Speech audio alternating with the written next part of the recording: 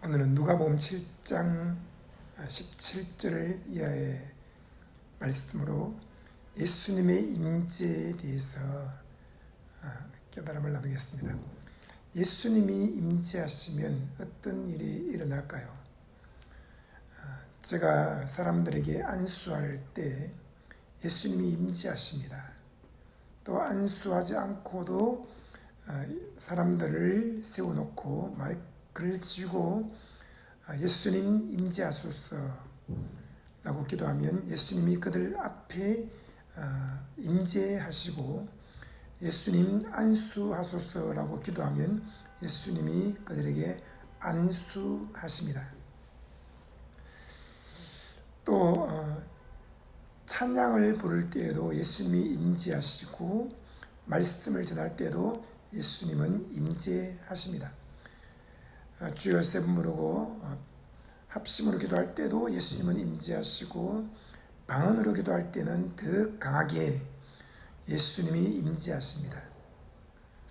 예수님은 두세 사람이 예수 이름으로 모여서 예수님에 대한 이야기를 할 때 그곳에 임재하십니다.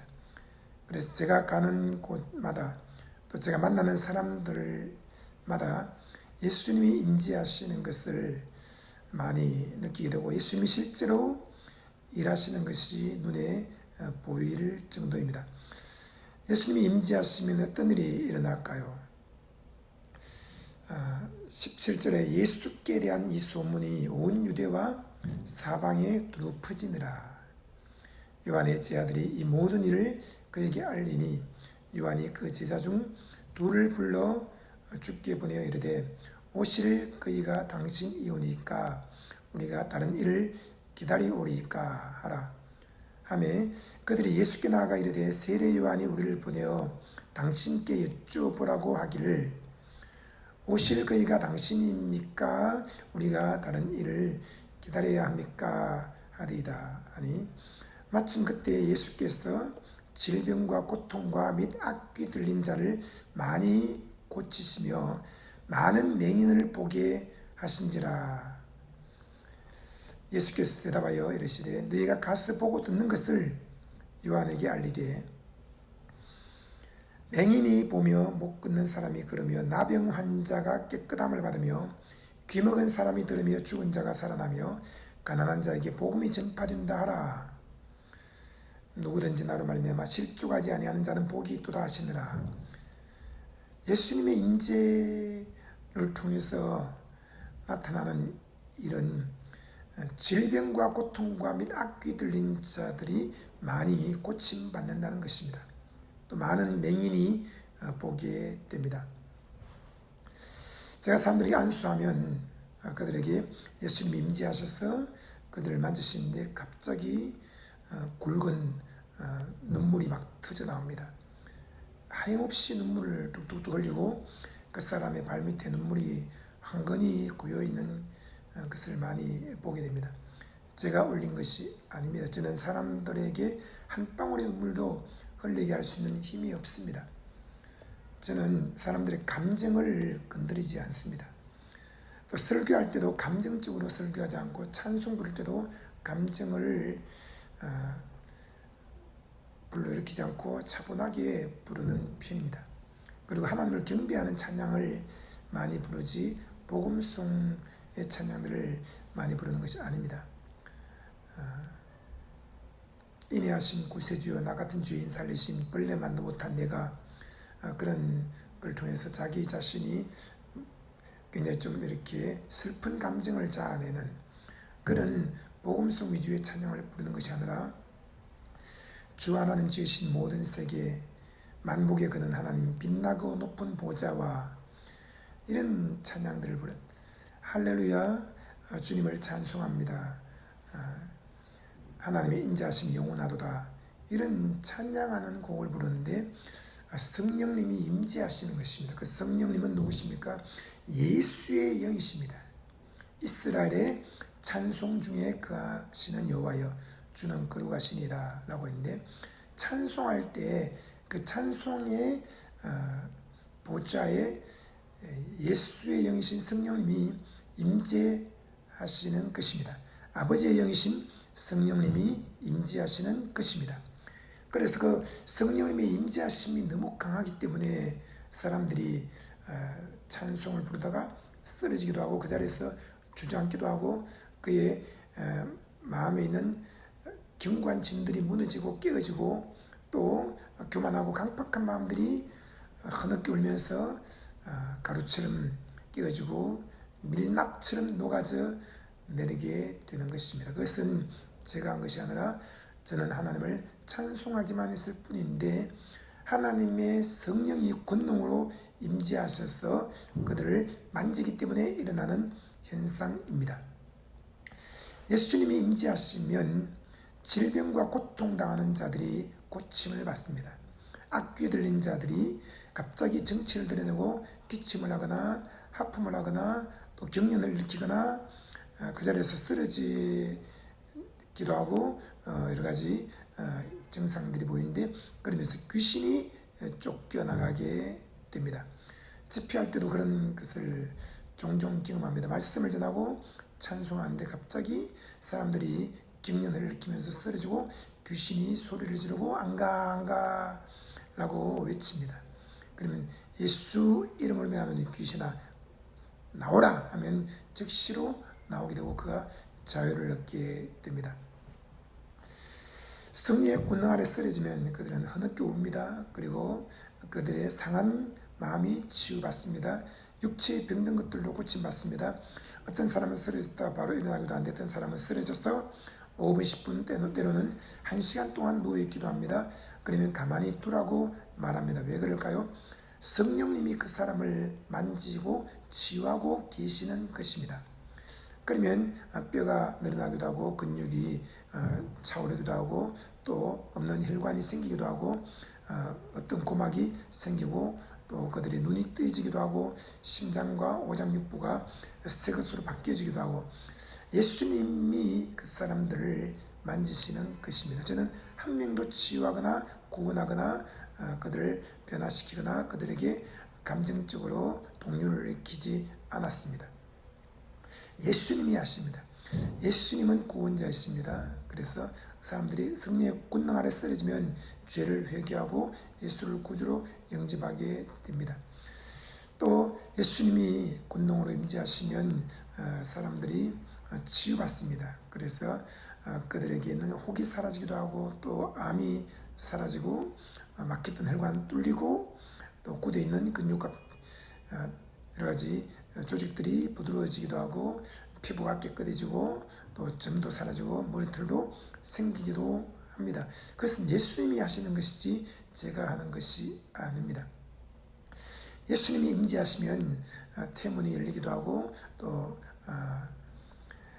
그 자녀들까지도 치유를 받습니다. 예수님이 임재하시면 귀신이 쫓겨나갑니다. 그래서 군대 귀신 쫓겨나고 또 그 집안에는 저주의 영들이 결박을 받고 가정과 가문에 있는 모든 저주가 깨어지기도 합니다. 예수님이 임재하시면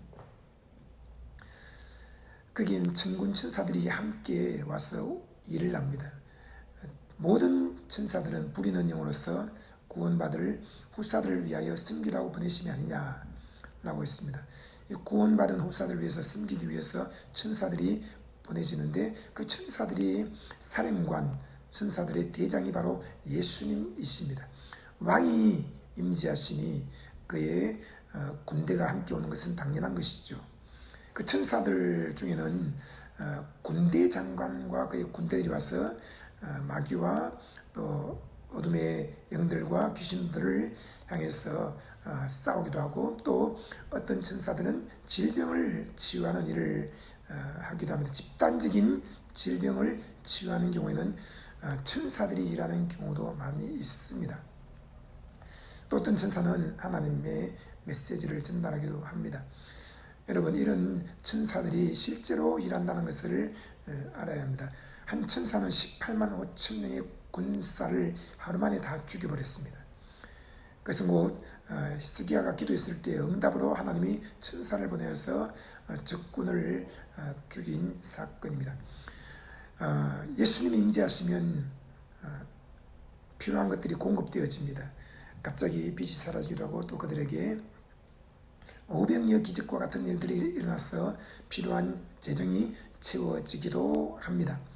예수님은 베드로에게 그물을 배 오른편에 내려라, 그물을 깊은 곳에 던져라 해서 그 베드로의 그물에 고기가 가득 잡히게 하신 분입니다. 예수님이 계시고 그분이 말씀하시면 재정이 몰려오기도 하고, 또 필요한 옷이나 신발이나 자동차나 그 외의 것들도 순간적으로 공급되어지는 사건들이 생기게 됩니다. 예수님은 공급자이십니다.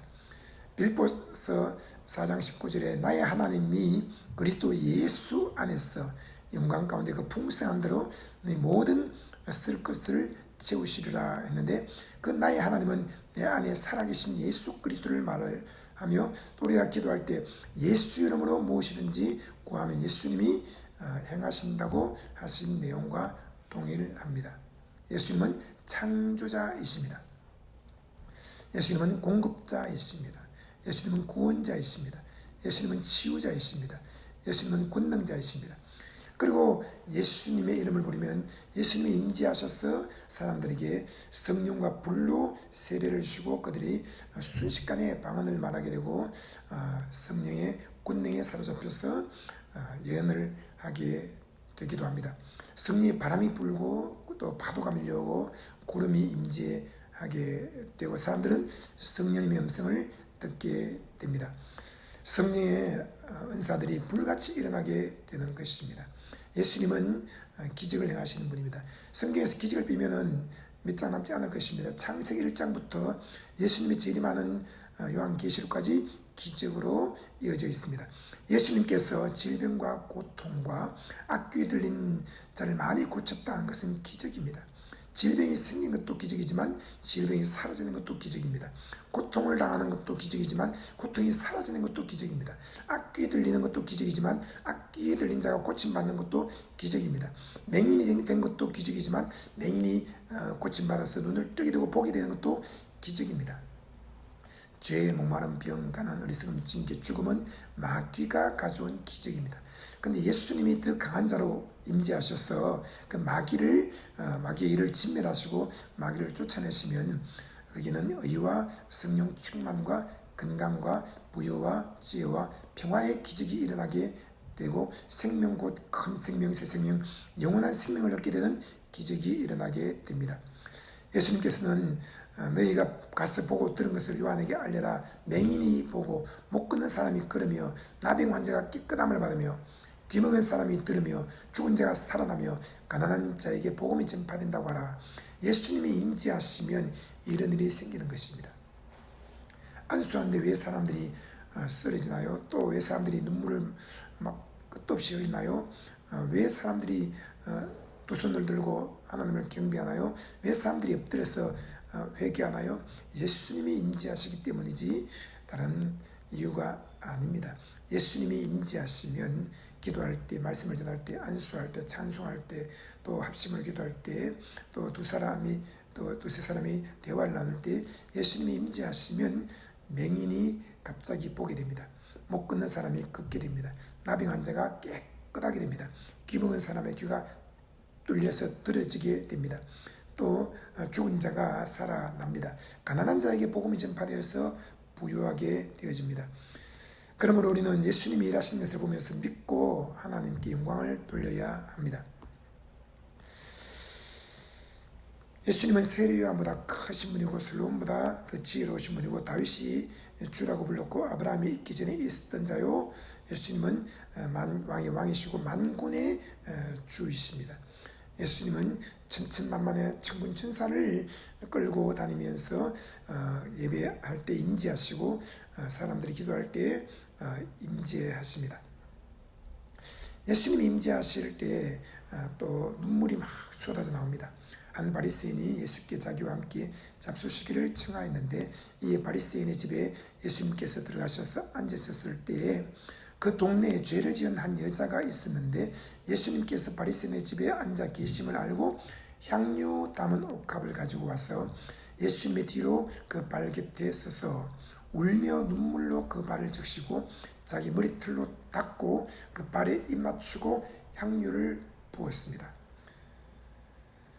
여러분, 예수님의 임재하심 앞에 있게 되면 우리는 울며 눈물을 흘리게 됩니다. 그리고 예수님 발 앞에 입 맞추게 됩니다. 이런 일들이 교회 안에서 일어납니다. 저희 교회도 성도들이 와서 예배하고 기도하고 찬송하는데 강대상 쪽으로 나와서 안수 받으세요, 또는 앞쪽으로 나와서 무릎 꿇고 기도하세요 라고 말하면 앞으로 나오게 됩니다. 사람들이 나와서 무릎을 꿇고 기도하면 거기에 예수님의 임재하심이 있게 되고 예수님의 옷자락이 쫙 펼쳐집니다. 그러면 사람들은 거기에서 순간적으로 예수님의 임재하심과 예수님의 발을 자기 눈앞에서 보게 됩니다. 그러면 눈물이 계속 터져나오게 되고 그 눈물이 바닥에 흥건히 고이게 됩니다. 그리고 눈물로 예수님의 발을 적시고 자기 머리털로 닦게 되고 그 발에 입 맞추게 되고 향유를 붓게 되는데, 향유는 연보를 말합니다. 그냥 내가 가진 것이 10만이건 100만이건 그냥 다 연보하고 싶은 것입니다. 1000만 1억도 그냥 연보하고 싶고 주님께 향유를 부는데 조금도 아깝게 느껴지지 않는 것이죠. 이것이 곧 예수님의 임재하심 때문에 오는 것입니다. 예수님의 임재하심, 여러분 예수님의 임재하심이 있습니까? 저는 운전할 때도 예수님의 임재하심이 갑자기 느껴지면 그냥 흐느끼 울게 되고 또 제 마음이 가루처럼 깨어지게 됩니다. 길을 걷다가도 또 기도하다가도 찬송하다가도 또 강대상에 섰을 때에도 한동안 아무것도 못하고 계속 서 있기만 합니다. 계속 눈물이 터져나오고 내 영혼이 깨어지기 때문입니다. 예수님의 임재하심이 우리에게 힘을 줍니다. 예수님의 임재하심은 죄에 목마른 병, 가난, 어리석음, 징계, 죽음을 사라지게 하고, 예수님의 임재하심은 의와 성령 충만과 건강과 부유와 지혜와 평화와 생명이 넘쳐나게 합니다. 건장한 청년도 예수님의 임재하심 앞에 눈물이 쏟아지고, 어린아이도 예수님의 임재 앞에 눈물이 쏟아지고, 그리고 그의 상한 마음들이 치유되어지고 병든 몸은 고침받게 되고 악한 영은 떠나가게 되고 저주는 다 사라지게 되고 하나님의 은혜와 복이 임하게 되는 것입니다. 저는 교회를 갈 때 외모로 교회를 보고 가지 않습니다. 주의 종을 보고도 가지 않습니다. 거기에 예수님의 임재하심이 있는가 없는가, 그것이 가장 중요한 것입니다. 두세 사람이 모여도 예수님의 임재하심이 있으면 거기에 가서 내가 예수님을 만나게 되고, 2, 3층에 모여도 예수님의 임재하심이 없으면 건물과 오케스트라 찬양대와 화려한 조명과 멋지게 생긴 목사님의 얼굴만 보다가 나오게 되는 것입니다. 여러분, 두세 사람의 친구를 만나서 대화를 나누고 이야기를 하고 커피를 마실 때 그게 예수님의 임재하심이 있다면 그 만남을 통해 내 인생은 완전히 변화될 것입니다. 2, 30이 모여도 예수님의 임재하심이 있다면 그에서 나는 치유되고 회복될 것입니다. 예수님의 임재하심을 한 번, 두 번, 세 번, 10번, 100번 계속 경험하는 것을 사모해야 됩니다. 예수님의 임재하심 가운데 귀신이 정체를 드러냅니다. 또 예수님의 임재하심 앞에 가면 귀신이 경련을 일으키고 또 떠나가려고 합니다. 또 한 번 더 예수님의 임재하심 앞에 가면 귀신이 떠나가 버립니다. 예수님의 임재하심 앞에 가면 이제 비어있던 집이 예수님의 임재로 가득 채워집니다. 예수의 보혈과 예수의 이름으로 그 집이 견고하게 세워집니다. 여러분, 이것은 예수님의 임재하심 때문에 주어지는 은혜인 것입니다. 예수님의 임재하심 없이 큰 공중들에게 둘러싸여 있으면 아무런 의미가 없습니다. 그것은 고독한 시간들을 보내야 합니다. 하지만 저는 교회 오면 오전에는 혼자서 계속 기도하는데 예수님과 함께 시간을 보냅니다. 그리고 또 오후에는 성도들과 함께 기도하고, 그때도 예수님의 임재하심은 더 강해집니다. 여러분, 예수님의 임재하심 평생 사모하기 바랍니다.